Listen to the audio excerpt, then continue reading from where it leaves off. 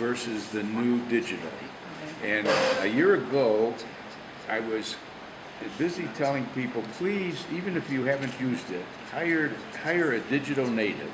That's the name of a person who grew up with it. He's under 20 years of age. And use it maybe 10% of your budget.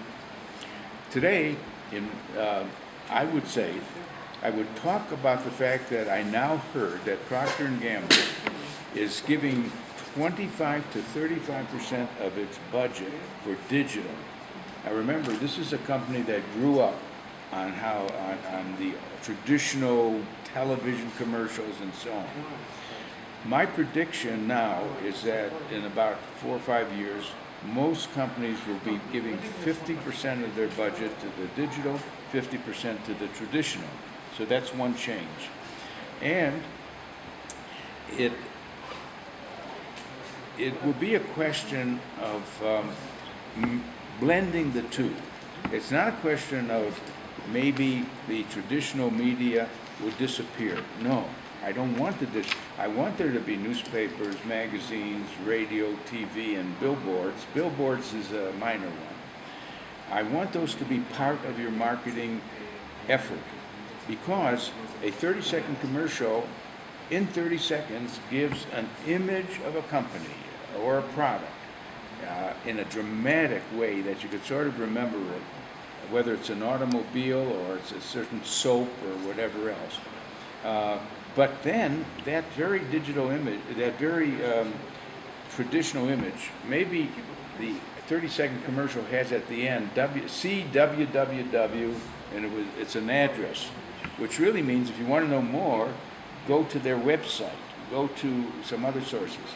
Meanwhile, if someone gets a digital message, they may want to see the commercial, and they could go on YouTube, which carries a lot of commercials now. So the smart thing to say is, whatever the percent of the two that is splitting, make sure one allows you to get more information by the other. Now, how many? The big question that I also see increasingly questioned is, how do we measure the digital? Mm-hmm.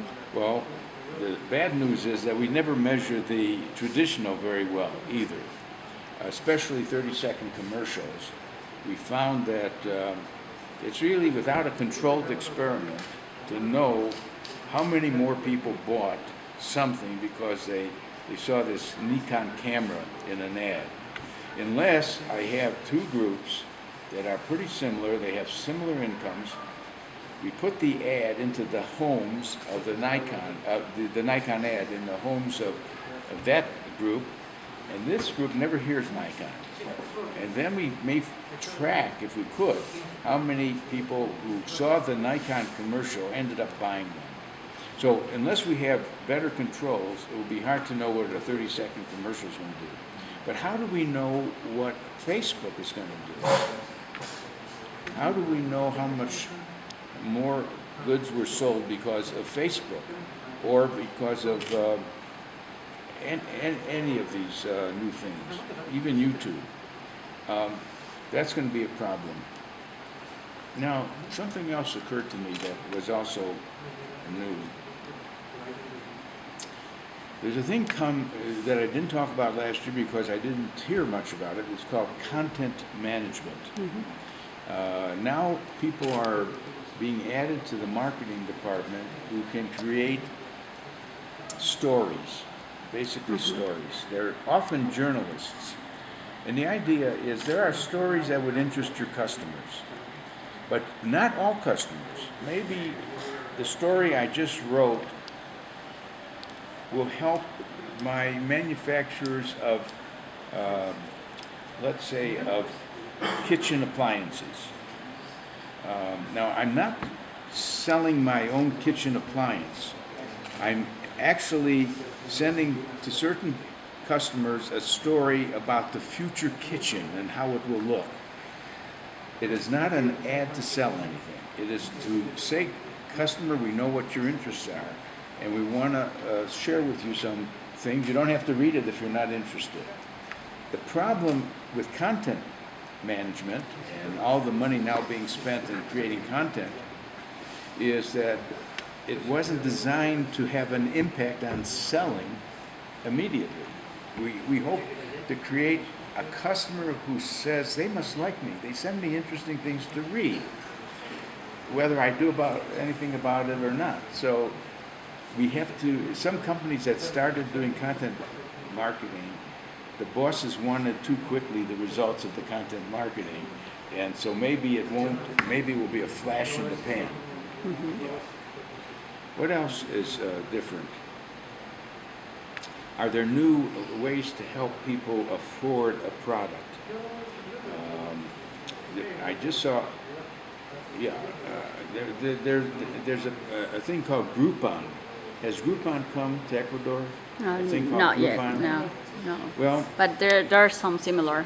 They're similar, so the basic idea that I can go to a restaurant for once only and get half price. If more than 100 people agree to go to that restaurant and pay the half price, then you get notified. Okay, anytime you want now, you can show them the Groupon. Now, that was very, very popular, but a lot of people ended up buying so many Groupon offers that they couldn't even get to every restaurant or take advantage of everything. And some of the owners of the restaurants said, I don't think I got my money back for selling my food for half price. But the problem is, maybe it's not a good restaurant. In other words, Groupon, if it helps a poor restaurant get more customers to try it, won't gain anything because it's not a good restaurant. The hope was, I've got such a good restaurant, if I can get more people to try it.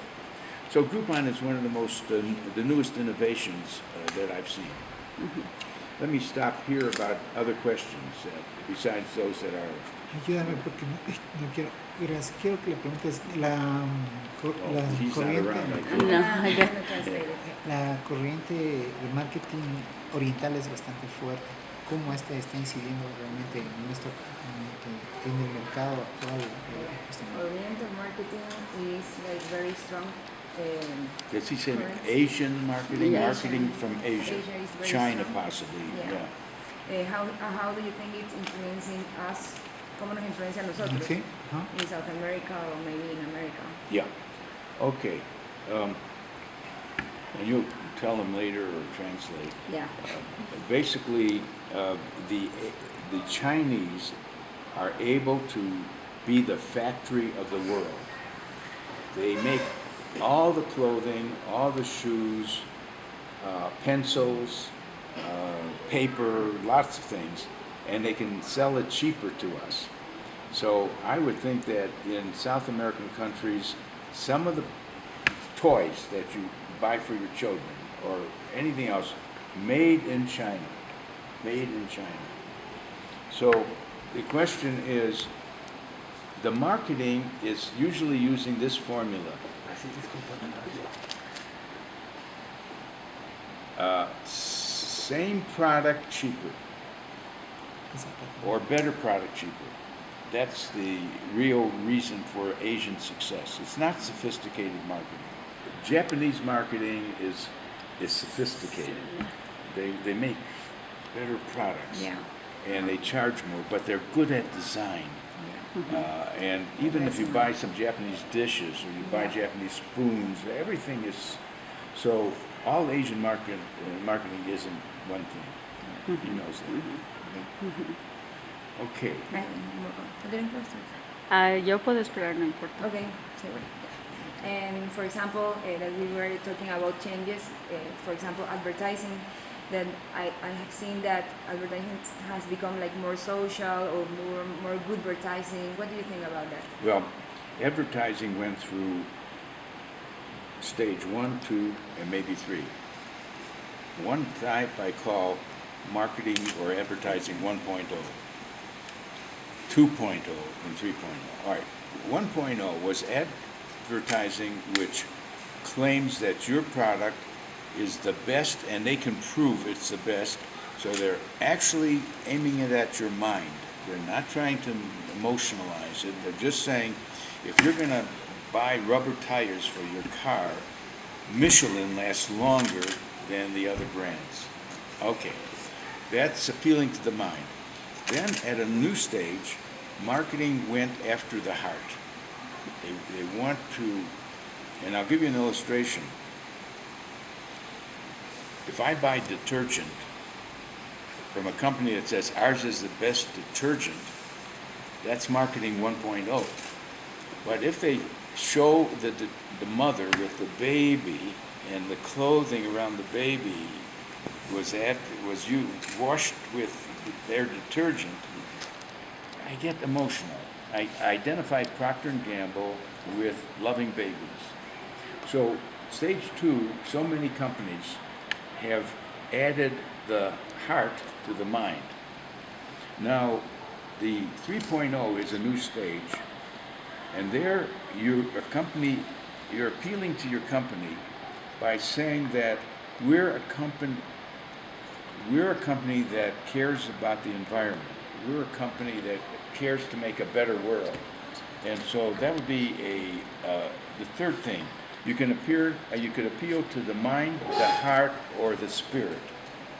So, do you know of any Ecuador companies that are winning because they say, we're not just making a good product or service for you, we're spending a lot of time being not wasteful and not creating pollution. Are there any Ecuador companies like that? Yeah, a few. A Very few. few. Okay. Part of the reason is do buyers care about that very much? They care about getting a product that is okay and that is cheap. Now in Sweden, where they have a lot more money, every company is doing 3.0, trying to show that they are helping the cancer problem, they're helping this, they're helping that. They think that a Swedish company that doesn't want to do something good for the world besides make a good product is missing it. So a lot depends on the country. Ecuador is at a stage where most of the buyers are not going to buy from that company just because it's a good company. Some, but maybe educated people in Ecuador will do that. So Okay.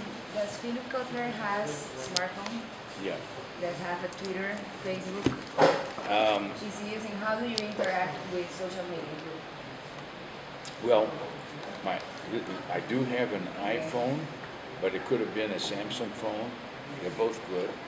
And how do I use it? I'm not an advertiser, you know what I mean?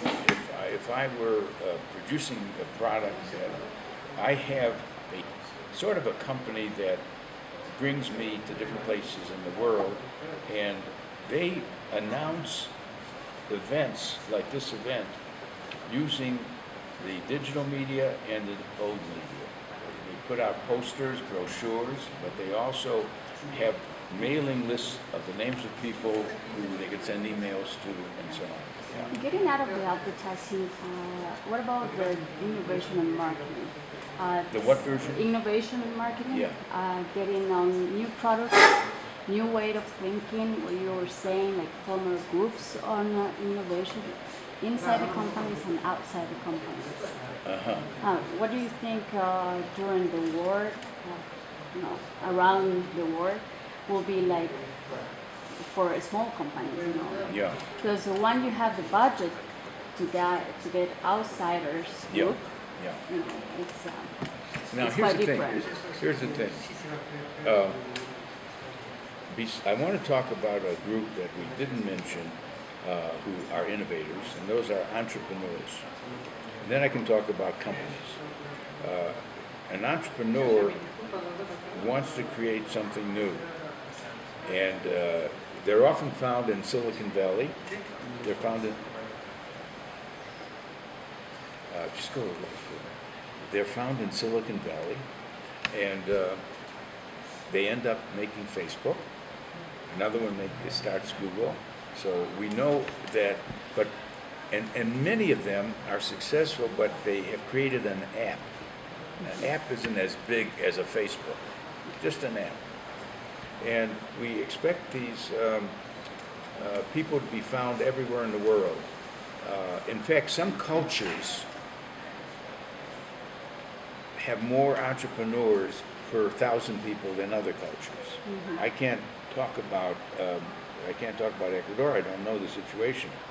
I would say you have the beginnings of that if the young people who are trying to invent new things meet each other and have a community. In Chicago, my city, we have a place that has 2,000 or 3,000 entrepreneurs who go there every day, and they sit with their computers, they talk to another person, they form groups, and my point is, we have a strong Silicon Valley in Chicago. Now, in every country, there's an effort of some city to be the place that might generate new ideas. But remember, entrepreneurs, an idea is not enough. You have to have talent, and you have to have money. So the question in Ecuador is, if you have some entrepreneurs, what are you doing to help them start a new business? Where are they going to get the money to try out the new business? Do their parents have enough money? Do their friends believe in them enough to put the money together? Is there a venture capital firm? Is there a microfinance that are doing, any of your banks doing microfinance where you give us a few $100s to do something in a new idea? All right, so that's about the entrepreneurs. I believe, in other words, that Ecuador should encourage supporting entrepreneurs. Now, some companies will hire entrepreneurs to be their new product people, maybe.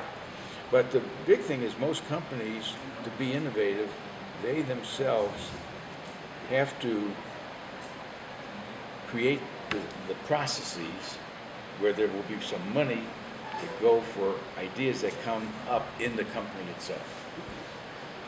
Some people say that around the world it's basically, or it used to be, I don't know if it used to be or is now, but to become a CEO, it usually used to be from the financial team.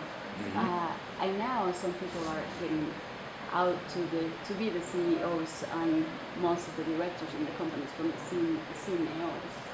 Are women? And from the marketing team. From marketing. CMOs. All right, let me tell you my experience. Traditionally, most CEOs were going to be either the engineer who started the firm, or was the finance vice president who knows all the business because he has all the numbers. Because even when the engineer retires, he takes over, or she takes over. Or it's going to be a lawyer who's very close to the firm and knows a lot about the company. Rarely was it a marketer, because most marketers at that time did not know finance. And I have told my students, if they want to rise to the top, be a student of two things, marketing and finance. Some of them say, no, I just like advertising and marketing and create. I don't like numbers. I say, that's fine. You'll be in the marketing department, but you won't run the company. Because the financial mind is, what is the value of the company? What's the value of our brands? What's the assets? How do we invest our money? Okay, so I think if you've noticed a few more people who are running companies who are marketing people, it could be because they were people who were the ones who created a bright idea for the company. It's possible they created an advertising campaign that really got the company, which was going like this, suddenly going like this. And maybe that person also had a financial mind. That helps. And so we don't have the numbers on how many people run companies who are finance people yet. No. But there are a lot of marketing companies that are run by, of course, marketing people. I mean, a marketing research firm was started by a marketing person, and he's still running the company. And a lot of, and advertising agencies may be headed by the marketing person. I have another question. Ecuador's government is betting more and more in innovation. Okay, first of all, like providing entrepreneurs with innovation ideas, some contests so they can win prizes and money so they can develop these ideas. Okay, what do you think about That's a this? good idea. A government like Ecuador, or any government, that feels that there's room for a lot of new ideas, should set up a system where they say, send in your new idea. We will keep a record of who sent it in. We will tell you what we think. We will try to get that idea over to the kind of people who could do something with it. And if something comes from it, we'll not only give you a little money for the idea that you gave, but we're going to let you share in the results of that new idea. I'm not sure many countries do that. But even if they don't do it themselves, the banks and the financial people should set up this thing called microfinance. You know the story, I think, that in Bangladesh, Mr. Yunus ran the bank, and he found that some women living in a village said, could I pay you for a cell phone? Can I borrow money to buy a cell phone? And the bank started to give him money for a cell phone, and she would sell one call at a time to different people, one phone call. Then she made some money, and she bought a second phone. And then she took a third phone and took it to another village. And before you know it, that became the practice of microfinance. So every country might have lots of people with ideas, but what's the process whereby the government or companies say, please give us your ideas, and we want to learn and listen. Yeah. Any other questions? What do you think on how marketers How much can... time do we have? 10 minutes more. Yeah. What do you think on the mix that marketers should have on offline and online strategies? If a company is a retailer and has a store system, should that company also sell offline? For example, Walmart is an offline store, and Walmart has online now in many countries. So I think it's a safe thing for them to sell their merchandise offline and online. And the future will tell them whether their offline is shrinking and their online is growing. I'll tell you that I know a lot of women who no longer shop offline. Yes, they may see some nice things, hear about them, but they want to look at the catalogs, the internet, and place an order and get the box brought to them. And then if they don't like it, they send it back. It costs them a little money. My wife in particular doesn't go to stores. She gets her shoes, her clothes, and things from online. Now, will Ecuador behave that way? Will fewer people want to be in stores? Now, the stores have a problem now. It's called showrooming. Namely, if it's an electronics store, I will go to the store to try out this and the other thing, and when I know what I want, I don't buy, but I order it online at a lower price. Mm-hmm. That makes the store into a showroom. And it's not making any money so stores become advertising platforms, not selling systems. In other words, the company may keep the stores going even then. But here's the second problem, and this came up since Bogota. Customer comes into a store to buy a printer, let's say a Hewlett-Packard printer, and it's $200. Before buying it, he says, wait, and he goes on this, and he looks up the cost of the same printer at any other place. And he finds out there's another store that says it's $150.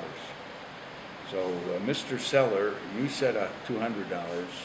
This store is selling the same printer $150. I will buy it from you. I don't have to go to the other store, but you have to sell it up for $150. Now, the stores are finding that happening more and more. What should their policy be? The smart stores will say we'll match. That's smart. Else you get nothing. To keep a price higher than your competitors. By the way, this is done with service businesses. Take a hotel. I need a hotel room and it's 10:30 at night. And they tell me they have a hotel room. And I ask how much it is. It's $150. I said, I'll pay you $100. It's $150. Yeah, but you're not going to sell the room. It's already 10:30. It only costs you $10 to fix and clean it if I use it. So I give you 100, it costs you 10, you're gonna make 90. Do you want to make 0 or 90? Because I can go to another hotel. So more and more retailers, in-store retailers, that type, will have to train their workers and their hotel clerks about this. And what about the cost of it? The cost? The cost, yeah. Some stores might have lower cost on inventory and all that. Yes. So what it means that since every company has other competitors, and it's always some that are lower in cost, doesn't mean that low-cost firms will win.